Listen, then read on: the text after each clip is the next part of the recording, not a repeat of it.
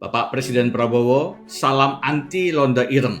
Izinkan saya kembali berbicara melalui video ini apa adanya. Saya lanjutkan masukan untuk memberhentikan Wakil Presiden Gibran.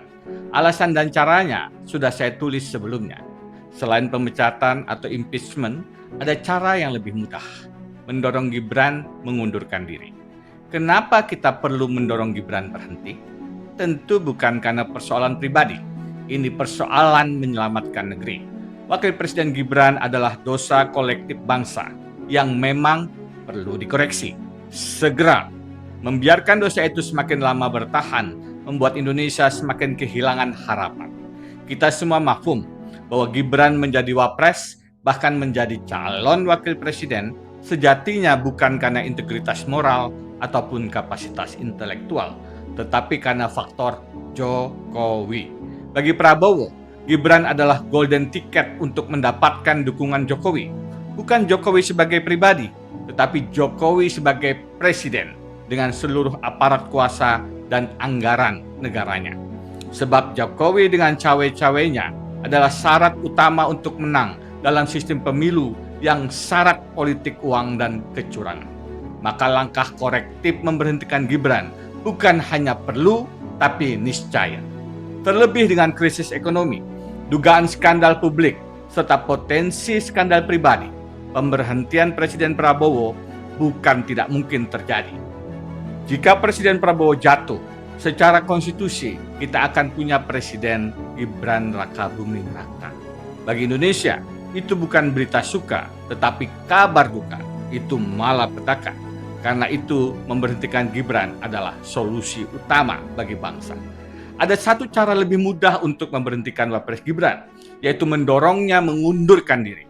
Pasal 8 Konstitusi mengatur, jabatan Wakil Presiden kosong jika mangkat, berhenti, diberhentikan, atau tidak dapat melakukan kewajibannya.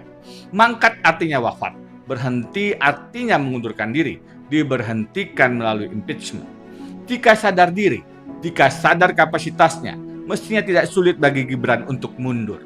Bahkan seharusnya bukan hanya mundur, tetapi sedari awal tidak maju sebagai wali kota Solo, apalagi Wakil Presiden Republik Indonesia, melalui skandal putusan Paman Usman untuk ponakan Gibran, yang merusak konstitusi, mempermalukan Mahkamah Konstitusi. Terlebih dalam Indonesia terkini, budaya mundur tiba-tiba menjadi etika pejabat negara. Yang terakhir adalah Gubernur BI Peri Warjio. Sebelumnya ada Ketua BGN Nanik Deyang, pimpinan OJK, pimpinan KPK Firly Bahuri dan Lili Pantoili, dan jangan lupa Ketua Umum Partai Golkar Erlangga Hartarto. Apakah mereka mundur atau dimundurkan? Apakah mundur menjadi exit strategi dari potensi kriminalisasi atau ancaman perkara? Sayangnya kita tidak tahu dan hanya bisa menduga-duga. Apapun, kalau Wapres Gibran mencari alasan untuk mundur, tidak sulit mendapatkannya. Menurut keyakinan saya, syaratnya hanya dua, tahu diri dan tahu malu. Tahu diri sadar bahwa kapasitas moral dan intelektualnya belum memadai, tahu malu, sadar bahwa dia belum waktunya dan belum mampu memimpin negara sehebat Indonesia. Terakhir, kebersamaan politik yang dilandasi kepentingan sesaat-sesaat untuk semata pemenangan pemilu tidak akan bertahan lama.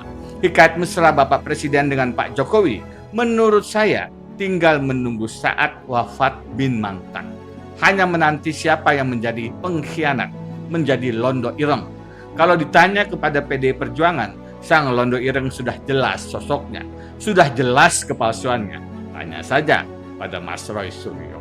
Bapak Presiden, saya hakul yakin Wapres Gibran bin Jokowi perlu mundur atau dimundurkan. Jika tidak, sosok hitam Londo Ireng akan merayap diam-diam dan menikam dalam kelam gelap malam. Sampai jumpa dalam video saya berikutnya.